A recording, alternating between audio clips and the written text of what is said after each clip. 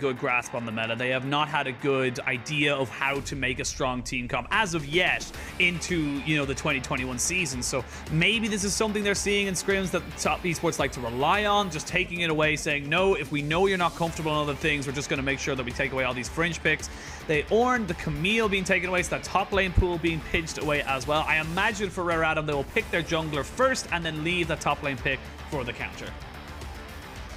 Yeah, it could go for the top lane counter. The other option is go for something that you're happy to blind. But with the Gnar ban, that becomes a little more difficult. You could always go for like a... I mean, blind Renekton R4 is kind of a bit of a classic in the LPL, so I wouldn't be too surprised if they go for that. But the jungle is always an option as well. Looks like the Graves could be the answer.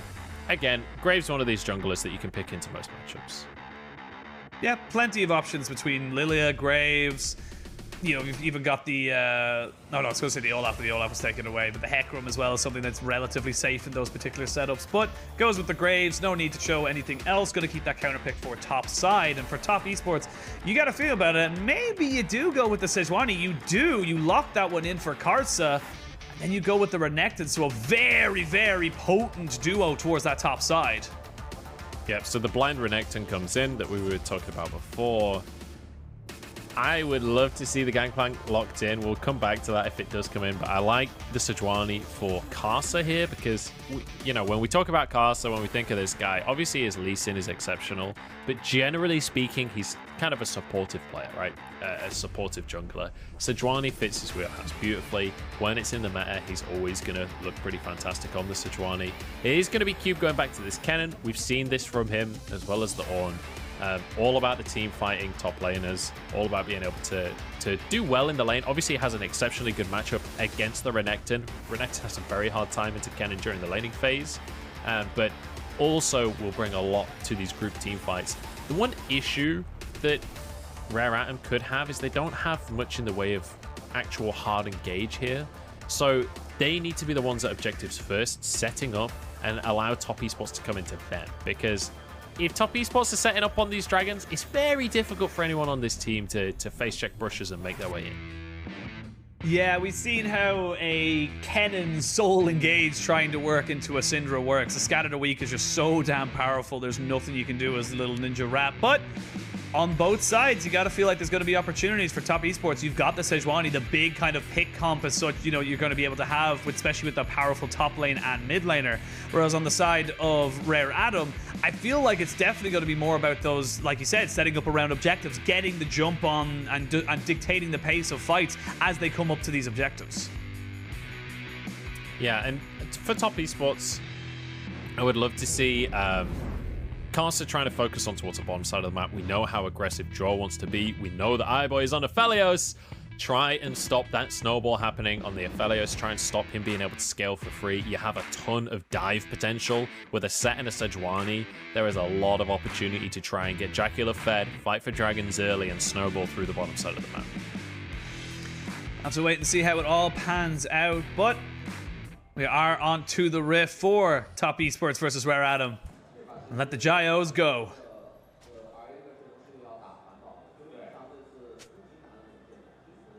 Any second now.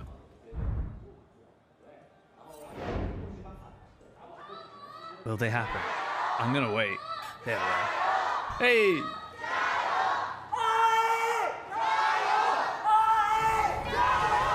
Oh my God. I'd love to be the guy beside him, whoever that person was, just screaming and just like, oh my God. Yeah, the RA fans going out in force. I can appreciate that. Whoever's leading the cheers. It almost sounded like they were saying iBoy. Yeah, it almost sounded like they were saying iBoy instead of RA. A little part of me was just like, oh, I suppose iBoy is pretty popular. Our producer is a big fan of iBoy. Rose. Yeah.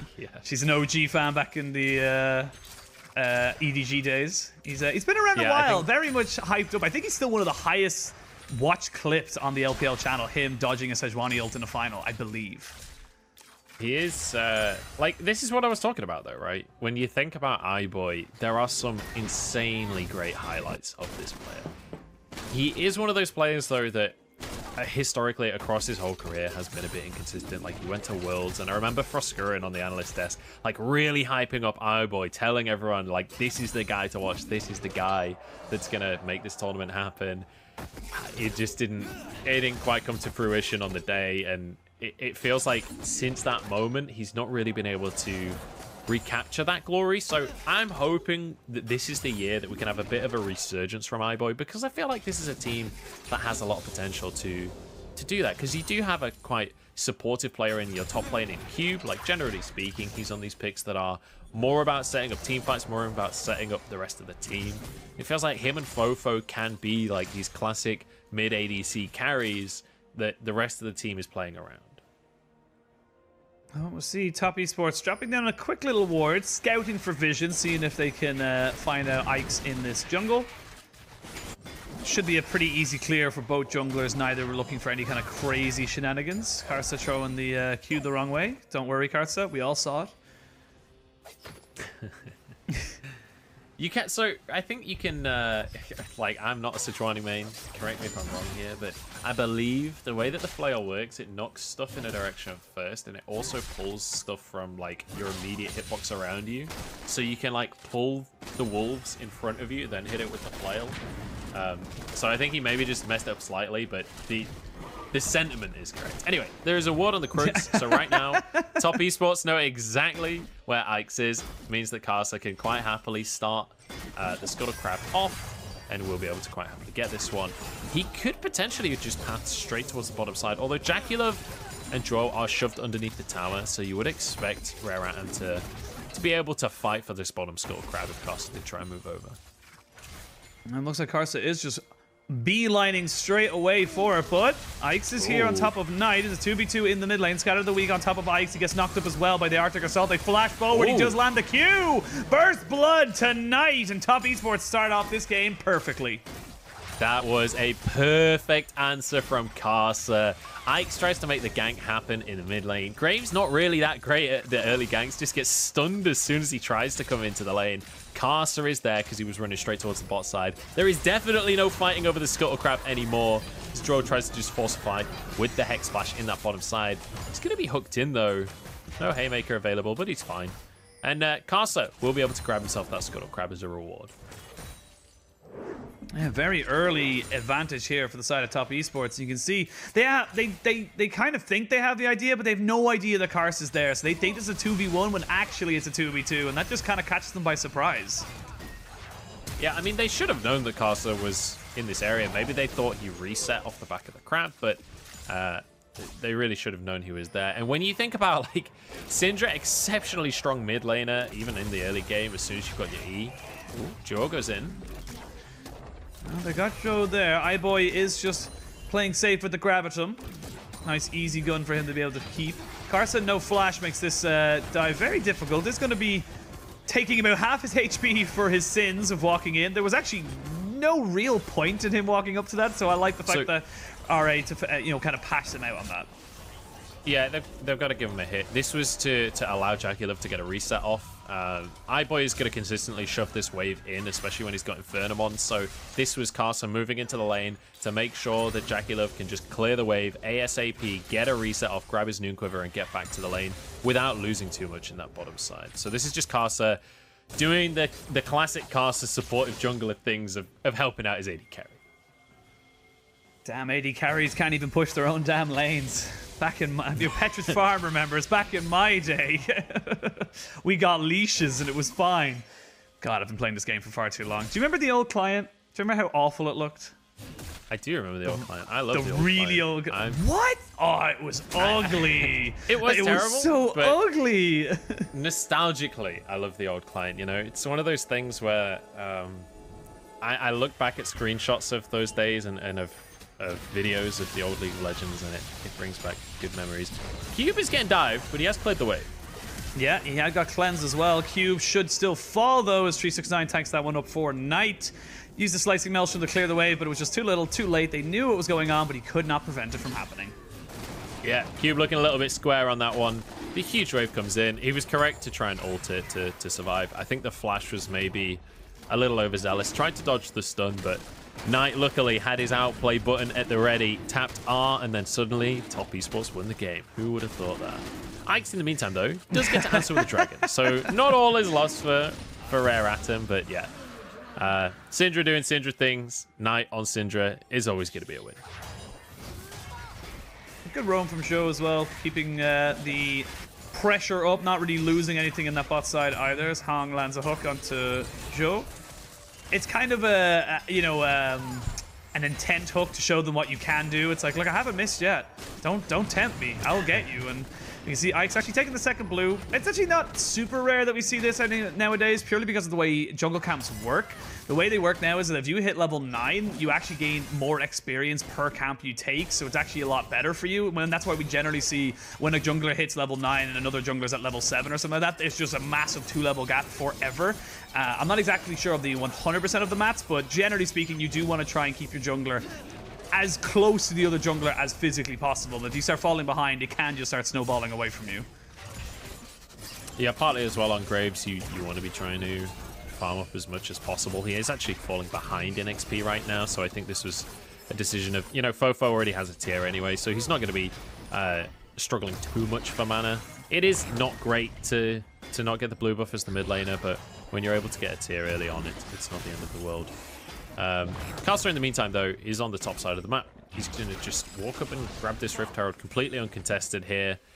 You have 369 pushing in on the top side. Cube not really able to do much about that one because he doesn't know where Karsa is. He can't step away from the tower because he knows that with his flash down and with Karsa in the area, he will just get one shot. And like we talked about this matchup in the top side, Kennen can do a decent job against Renekton harassing and stuff, but if Renekton does close the gap, Cube just dies. Like, Renekton will just kill him in a global cooldown.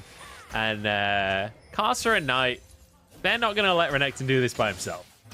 Yeah, the Cube's just got to go. Uses the Electric Surge to keep himself safe. Gets that Yordle out. Just back away straight away. All the way back to the tier 2 turret. As Knight and Karsa just show their presence. But while that's all happening, you're gaining at the top side. You're kind of losing a little bit in the bot. You have not got the full pressure. As FoFo starts to roam up, they're looking maybe for a 3v3, but there's no reason to fight here. So Top Esports, they say they've got what we wanted. We pushed in the wave. We denied a good bit of experience and gold to Cube, and we can just keep pushing back. Hook does miss from Hong. Not able to pick that one up, unfortunately, on top of the side of JackeyLove, and JackeyLove able to soak up all these minions underneath this turret. Yeah, and the player on top side, it's good response from Rare Atom to send FoFo up. If FoFo doesn't respond to the roam there, then Herald comes out and they guarantee that that top tower goes down as the first tower of the game. So good from Rare Atom to respond to that one to make sure Karsa can't just hard commit to diving the tower and taking that one down. We're seeing a much slower game. I think that's just where the meta is right now. It's a lot better just to hard fire and get your first mythic item and then try and fight over things. So right now, where do you see the next real big engage coming in? Where do you see the next 5v5 happening between these two teams?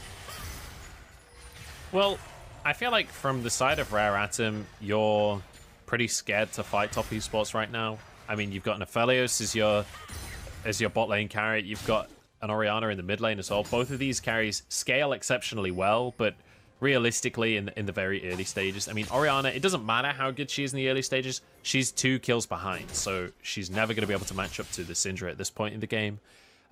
Same for Aphelios versus Kaisa. Kaisa has Halo Blades, far and away stronger at this stage in the game, especially once we get towards one item. So Top Esports should be able to start to look towards dragons. Rare Atom managed to get the first one, obviously, while Karsa was on the top side of the map, but hang on, Cube is going to get a stun here. Needs to be a little careful. Gets the ultimate out of Cube, and I feel like that's a little bit of a bad, not call as such, but definitely a bad read on where this play was supposed to be going, as Ike's was there, but with a Rift Herald on top of Karsa, this is an easy tower, and you've just lost your Slicing Maelstrom, which means there's no turnaround play here for the side of Rare Atom, and they have to back away. Bit of a weird one from Ike's to not commit to trying to make the play there.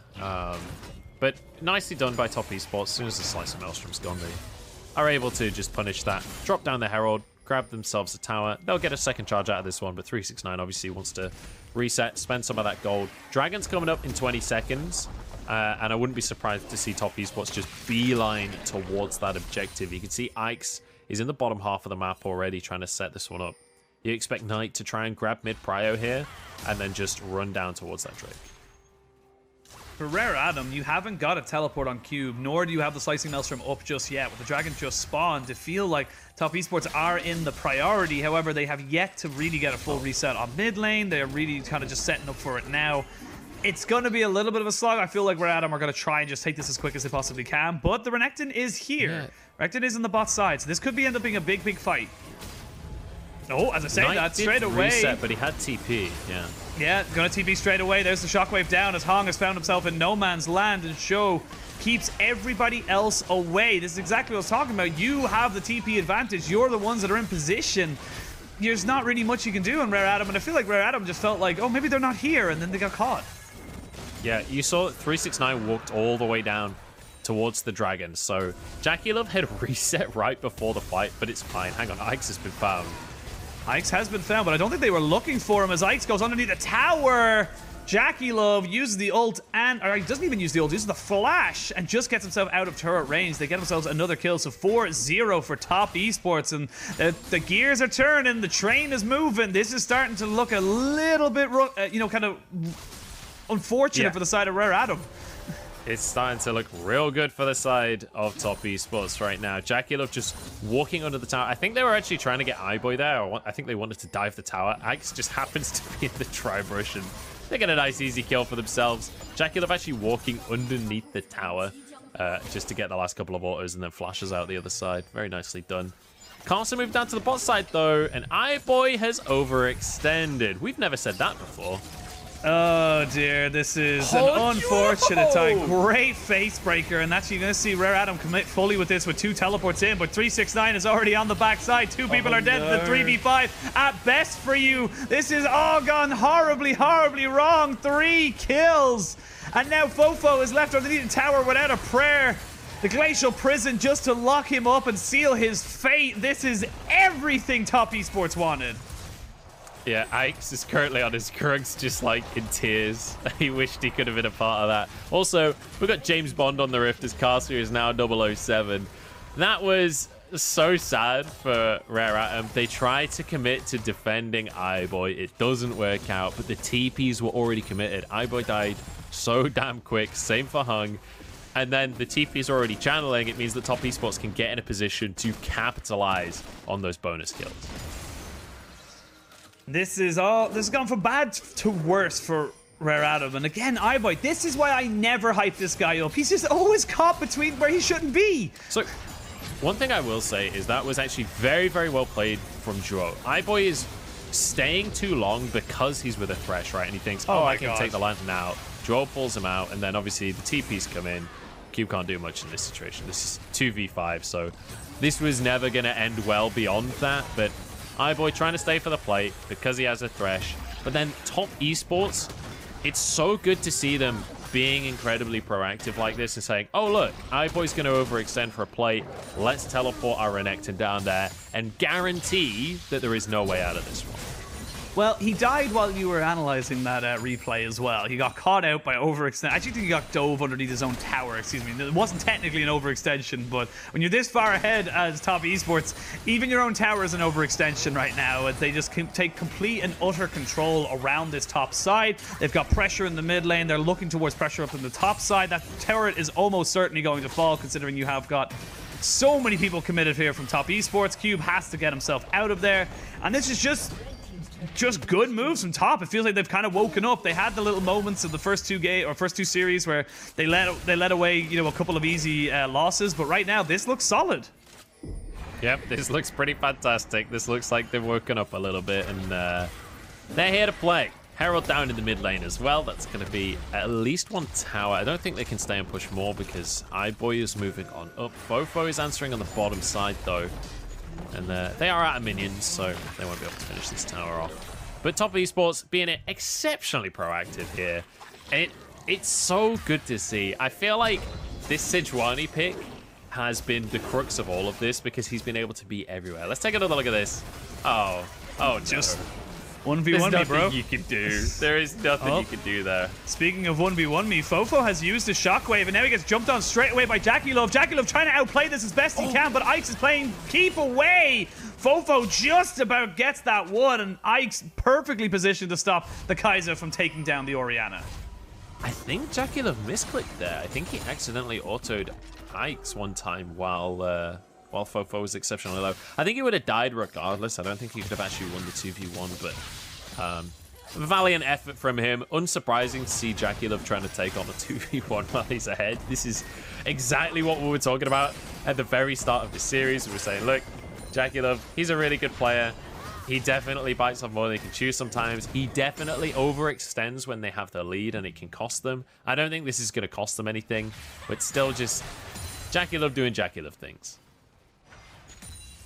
JackeyLove is in fact doing JackeyLove things and trying his very best. Almost came out of it on top, at least for a 1-for-1 trade. You can take that. You'll take that any day of the week at a 2-for-1 or a 2v1. But with Dragon now spawned, you can see Top Esports already starting up. They don't need to send anyone else except for Karsa here. They can just keep pushing in on top of that. Get the waves in order, pick up some more CS, pick up some more farm. FoFo, though, has got flash available, so this is a little bit risky to dive for top.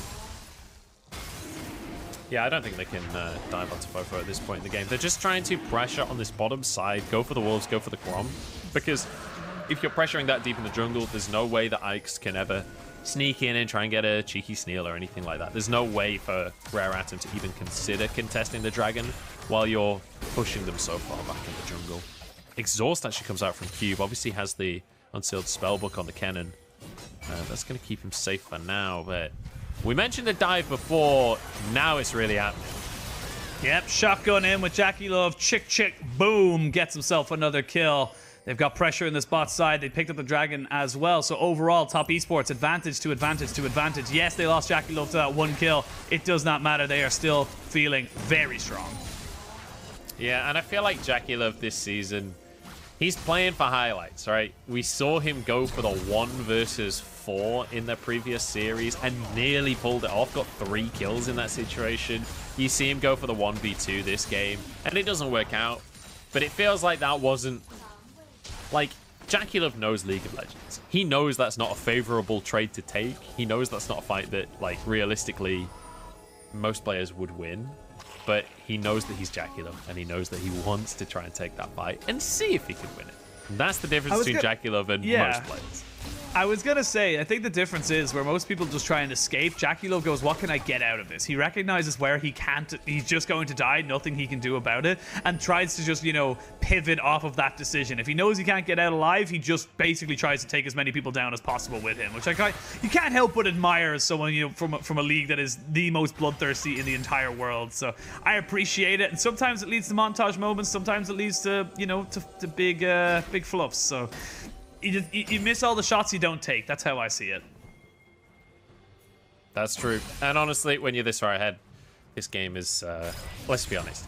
If you're Top Esports right now, you're one of the players on this roster, you've played a lot of League of Legends, you've won a lot of League of Legends, you know what a win looks like. And this is exactly what it looks like. 20 minutes in, they're 7k up. They've got 2 Drakes. They have great scaling as well. It's not like they're about to fall off of a cliff or anything like that. They're not really on a timer. Like, this is fine. For the side of Rare Atom, let's at least talk about, like, the theoretical win condition, right? Because, yeah, it's not looking good by any means. They need Top Esports to throw the game, but Top Esports have been throwing games recently. So let's just entertain the idea of what could happen. If they can find a pick or two to close the goal gap slightly, in the later stages of the game, they have insanely strong team fights, with Kennen getting an ult across everyone, Orianna in there. iBoy, once he's got 3 items and he has a Hurricane, he's going to be dishing out massive amounts of damage in team fights. The problem with trying to execute this is that JackeyLove, as soon as anyone leaves iBoy or FoFo's side, JackeyLove is just going to ult onto the backline and annihilate them immediately. So the idea for Rare Atom would be that hopefully they could find a pick for themselves. Karsa is not the pick that you want. Please back away, Rare Atom. Karsa definitely not the person you want to try and be picking off right now. However, with Karsa still alive and full vision control in this enemy side jungle, they are free to start themselves off a 21.5-minute Baron. They have no vision on Knight as of yet. who is just going to 100-0 with the outplay button and get a kill onto Ikes. No steal is now available. And this is still a two-man Baron. They are just zoning off with the other 3 members of Top Esports. Top Esports are just playing with their food. Yeah, I mean, Ikes just got mechanically outplayed there. What can I say? Knight is just the better player. It's as simple as that. Now, realistically, Ikes, it realistically has to be the one that face checks this. You can either try and face check this like Ikes did, and maybe sneak in if Top Esports have not warded or something. He wanted to try and check if the Baron was happening. The Baron was very clearly happening. I think realistically you should have just forgotten this one and said, look, we know they're taking it. There isn't actually anything we can do about it. We just have to hope we can protect our inhibitors. That's kind of the name of the game right now. 22.5 minutes in, we are looking at a Baron buff. We are looking at a 9,000 gold lead, or 9,500 gold lead for Top Esports, and not a lot left going for the side of Rare Atom. They need to try and find some kind of avenue back into this. I feel like the only thing they really have is either an insane TP flank from Cube or a massive hook onto either JackeyLove or Knight coming into this, you know, this base defense. Yeah, and they don't have any vision is one of the big problems that Rare Atom have, so they can't step out of their base at all. It would have been nice to see them moving towards the bottom side and try and drop a couple of wards before the siege onto the bot tier 2, just to see if anyone gets caught out and you could maybe find a pick. I mean, I'm grasping at straws here. They found one. They Cube's found one, though. They found Knight. They got him down, and they're going to be able to trade for Thresh in the end. JackeyLove, however, has got the shotgun. Double kill for him. It's a 2-for-1 trade.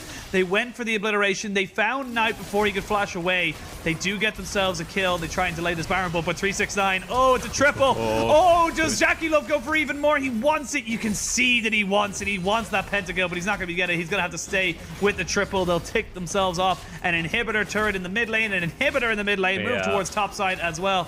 They're going to start edging out every single advantage in this base.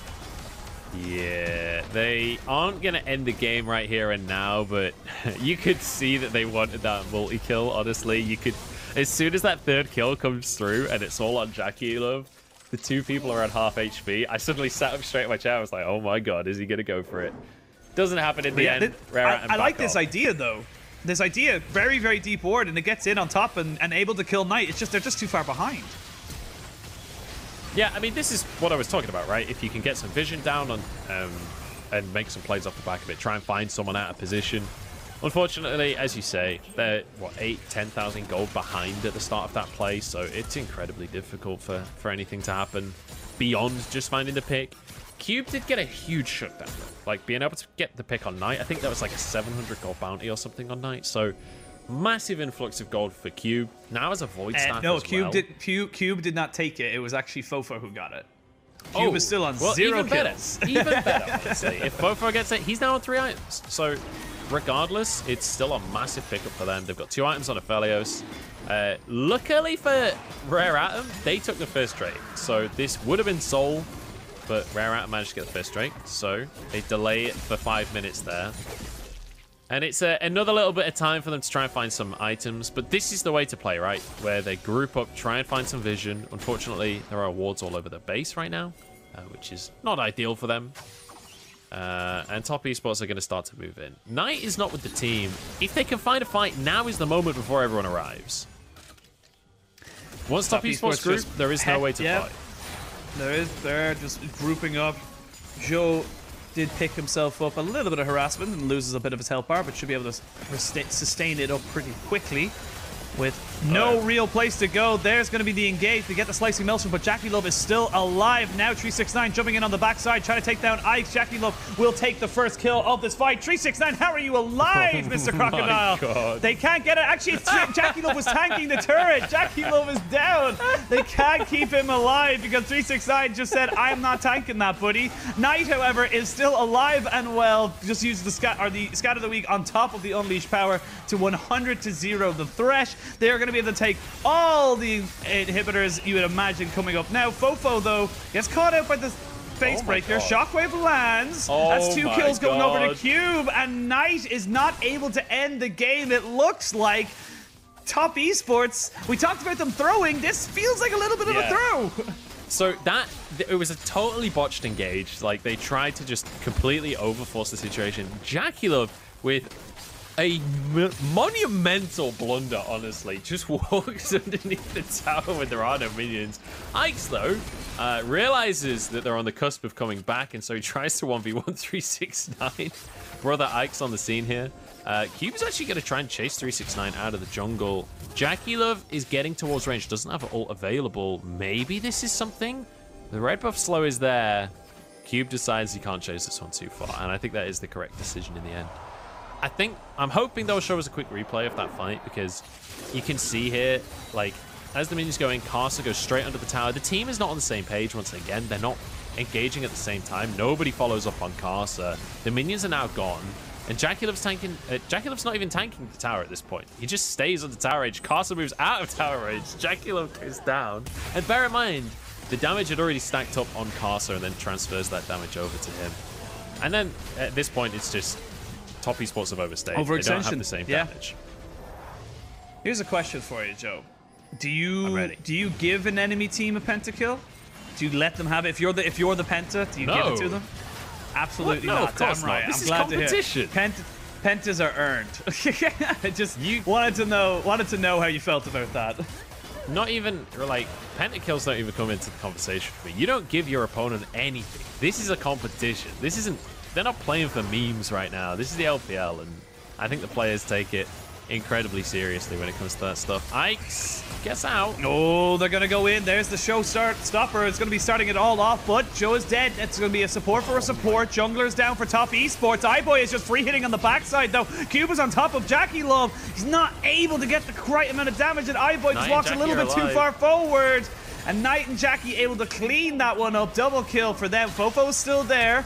Huge chunk on top of Knight, but with the killer instinct and the flash, JackeyLove is able to punish him for his overextension. Triple kill for top. It was a little bit of slice and dice, a little bit dicey. Looked like Rare Adam might have been able to come back into this, but overall, top esports will be able to take the first game in this best of 3. You know, it was a valiant effort towards the end there from Rare Atom, and top esports definitely playing with their food a little bit. Some of these engages very, very sloppy from the side of top, but when you've got a gold lead like this, you're fine, right? You can just be a little bit sloppy. You can just have a bit of fun with it. Top esports with a very comfortable win here over Rare Atom. Comfortable as you like, and this is the top esports we kind of expected. A little bit of swagger, but at the same time, never really in doubt that they were going to win. They do take themselves the victory and move forward with potentially taking their first series win as they're hitting their third series of the season. And they need this. Honestly, they need this right now. They need to have this win in the back pocket, because if they start losing this and then maybe even lose another game against some of the top teams, the IGs, the Sunings, well, they've already played Suning, but like the RNGs of what it looked like as well. That's when you start looking at maybe they don't get to top 4, maybe they don't make it to top 6, and then you're moving down the priority. So good to see them back on a little bit of form. Would like them to tighten the screws a little bit. Yeah, I don't want to get ahead of ourselves and say that they're not a top 4 team. I think this is, like, top esports are definitely a top 4 team. I think that these matches, though, are incredibly important when it comes to seeding for, like, if like, let's say that we have an incredibly close race at the top of the standings at the end of this season when we're getting towards playoffs. These losses in the start of the season can be the difference between 2nd and 3rd seed, which is an entire round of playoffs. Like, they can't afford to drop these series, so it's important that they do finally get back on the horse and start getting some wins. You can see JackeyLove topping the damage chart for his team. It was FoFo on the other side. Not too surprising on either side there. And again, like, JackeyLove popping off, but also kind of running it a little bit in true JackeyLove style.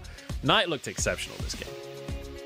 Yeah, I think Knight looked pretty damn solid. I think JackeyLove, again, the carries of top esports that we expect to be the top in their role. You know, like, this is a team that you could say has the best mid laner in the LPL, that has the best AD carry, that has the best top laner. Like, these are things you can say and argue for them very, very, you know, very adamantly.